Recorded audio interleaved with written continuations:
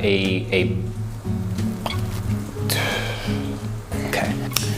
there everyone, I am Will Gordon, an internet marketing specialist here at WebFX, and today we're going to be finishing the final of our live guides, and we are going to be discussing how to measure the success of SEO. When we talk about measuring success of SEO, we really have to start with a baseline of our goals. We have to have realistic goals first of all.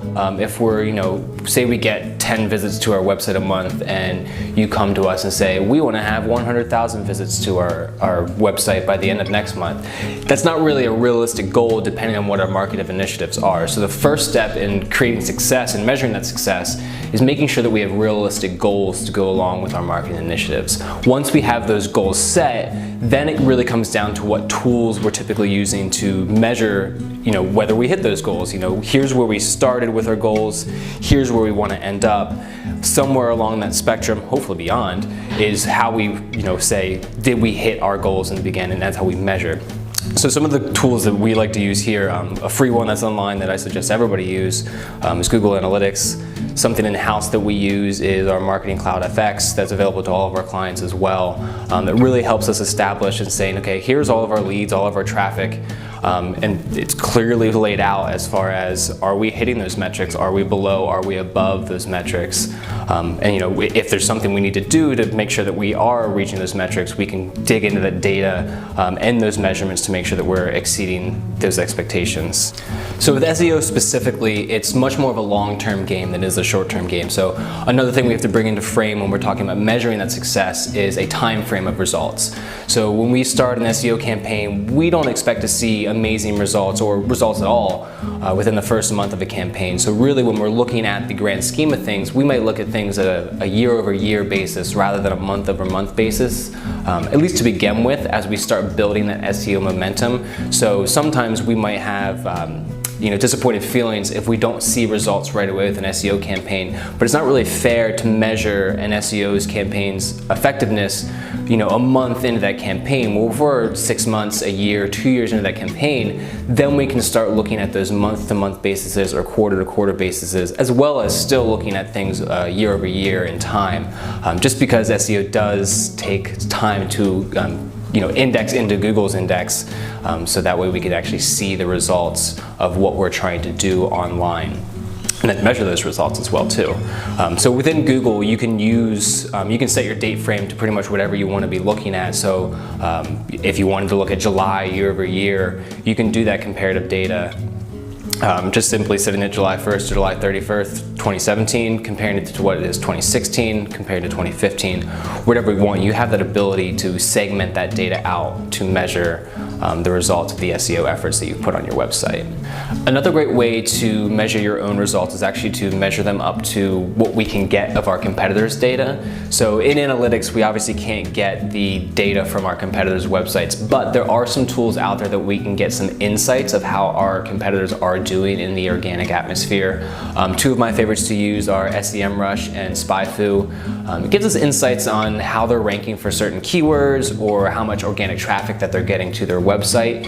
So if we're looking at our organic data trend line for traffic or for keywords over time and saying, this doesn't look like to where we want to be or should be, maybe we need to bring it in and say, okay, well, look what our competitors did over the same time frame, and maybe we can see that we had far more growth than our competitors, or maybe vice versa, and we need to do some more pivoting and some shifting to our strategy. But just looking at our growth alone and measuring our success alone, we should really bring in those of our competitors too, at least the insight that we can get from the tools available. What we can do is to compare their data, compare their growth with our growth, and that kind of puts things into perspective as far as the competitive measurement of SEO goes. When we're in Google Analytics, some of the things that we want to make part of our goals, growth is the number one thing, but what are we measuring growth of? Is it the amount of keywords that our site is ranking for, specific keywords, or just a general number of, long tail and short tail keywords? Is it the amount of traffic that we're getting? Is it the amount of leads that we're getting? Even with inside leads, we can go into macro conversions and micro conversions, and what those are on your website. What is it that you are looking to increase for your business business or for your website. Analytics kind of combines everything into one, and you can make anything your goal within analytics. Traffic alone, you're able to segment down whether you're doing paid search or organic search, or even from certain referral traffic sites that you're getting traffic from. But you can go in and see how your traffic has grown incrementally, month over month, quarter over quarter, year over year. In analytics. So that's an easy way to measure the traffic that's coming to your website. Along with traffic, you want to see the leads that come out from that traffic as well too. Before I get to leads, something that kind of goes inside or along with an increase in traffic and leads is user engagement metrics on the site too. As Google is getting into more of an AI intelligence with their search results, the user engagement metrics on your site are becoming more important too. So when you're paying attention to things like bounce rate or time on site or average session duration, those types of things, or even pages per session, those types of things are playing into how Google is ranking certain web pages and websites nowadays, and will probably continue into the future.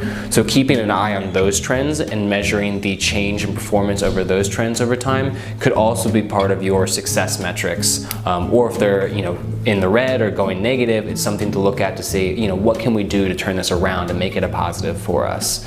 And then when we talk about leads, we're seeing increases in traffic, increases in engagement metrics. Hopefully on the other side you're going to see increases in leads too.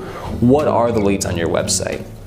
Google Analytics makes it extremely easy to measure just about any type of goal on your website, whether it be a contact form fill out, if you're using a call tracker or a call tracking number to track calls through your business through your certain marketing channels. We do that with Call Tracker FX here.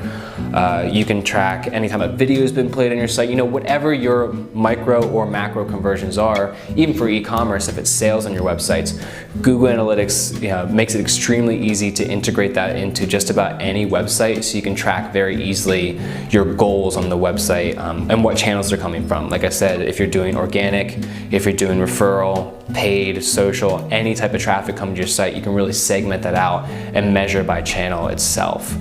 So going into Google Analytics, I'd suggest that everybody be using this tool. It's free to use, very user-friendly. But you can measure just about anything that you need to measure the success of your business. You just want to make sure that you are nailing down from the very beginning, I can't harp on that enough, of what your actual goals are and what's the most important thing to your business. So if it's ranking for certain keywords, that's not necessarily going to be within analytics itself, and personally I don't think it's the most important thing for businesses out there. What I would recommend that you be looking at is your traffic, and then the goals that you define up front as far as, whether it be forms for your website, calls to your website, free trial downloads, things along those lines that are really impacting the bottom line of your business. Say you have a keyword that you're relying on to be ranking number one, top of the page, but you can't even crack page one for that keyword. What you can do is you can go into Google Analytics, segment down to the page that you think you should be ranking for that keyword on, and seeing, what's the bounce rate on that page. And then once you find out what the bounce rate is, can you go to your page and say, okay, why might someone be jumping on and then pogo sticking right off my page? You can make adjustments right there. That might help you out, bump you up towards the top of page one. What's the pages per session? Is it only one? Again, going along with the bounce rate and people are jumping right off. Maybe we need something else on that page that takes that person directly to another page, whether it be a nice button that takes them to a contact form, whether it's images breaking up the text with a little link to another page internally on the site, something to keep that person on the site rather than bouncing back off. Like I said, those user engagement metrics will really help your pages rank better as Google leans more towards this AI in the future. So when we talk about measuring success for SEO, we have to have that baseline of reports of, where's our traffic before we start? Where's our rankings before we start? Where's our leads before we start? We use that data to make projections based upon our marketing initiatives to see where we should be in 6 months, a year, 5 years down the road, based upon where we are currently and what our marketing objectives are and how the whole entire scheme of the internet is changing.